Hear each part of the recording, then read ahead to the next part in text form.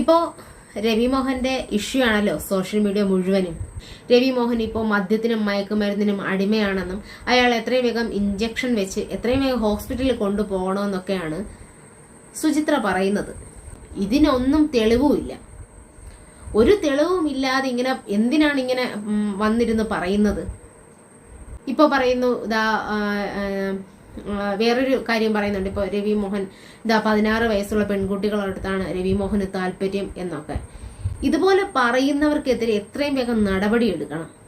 ഇതെല്ലാത്തിനും ഒരു നീക്കുപോക്കുണ്ടാകണം. ഇത് ധനുഷാണ്, വേറെ ആരുമല്ല, ഇത് ധനുഷാണ് ഈ മെസ്സേജ് ഇട്ടിരിക്കുന്നത്. ആർതിയും ധനുഷും ചേർന്നിട്ടാണ് ഈ ഒരു പരിപാടികളും കാര്യങ്ങളൊക്കെ ചെയ്യുന്നത്. വിജയും തൃഷയും തമ്മിലുള്ള സംഭാഷണങ്ങൾ, അവരെ വീടിനകത്ത് സംസാരിക്കുന്ന രീതികൾ, വിജയ് ഉപദ്രവിക്കുന്നു എന്തൊക്കെയോ പറ്റി അവർ പറഞ്ഞിടുന്നുണ്ട്. അതിന് കെനീഷ ഒരു ഗേൾഫ്രണ്ടോ തോഴിയോ എന്തോ ആരോ ആയിക്കൊണ്ട് പോട്ടെ, അവരെന്തായാലും ജയൻ രവിക്കൊരു തുണയായിട്ട് ഉണ്ടാവും.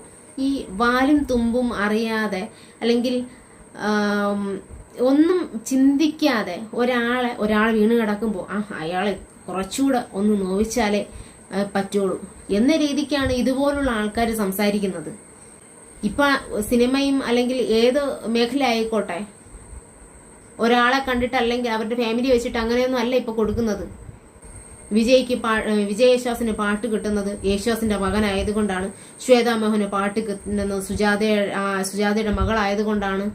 ഇവർക്ക് എന്താണ് അവസരങ്ങൾ കുറഞ്ഞു വന്നത്? ഇവര് വായി വെച്ചോട്ട് വെറുതെ ഇരിക്കണം. ഒരു ആണും പെണ്ണും കൂടി ഇരുന്ന് സംസാരിച്ചാൽ പോലും അത് മോശമായിട്ടാണ്.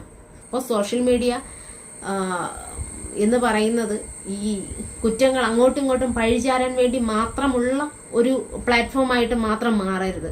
പക്ഷെ തെളിവില്ലാതെ പറയുന്ന കാര്യങ്ങൾ ആരും പറയരുത്. തെളിവുണ്ടോ? ആ തെളിവ് കാണിച്ചുകൊണ്ട് നിങ്ങൾ പറഞ്ഞോ, അതിനൊന്നും ഒരു കുഴപ്പമില്ല.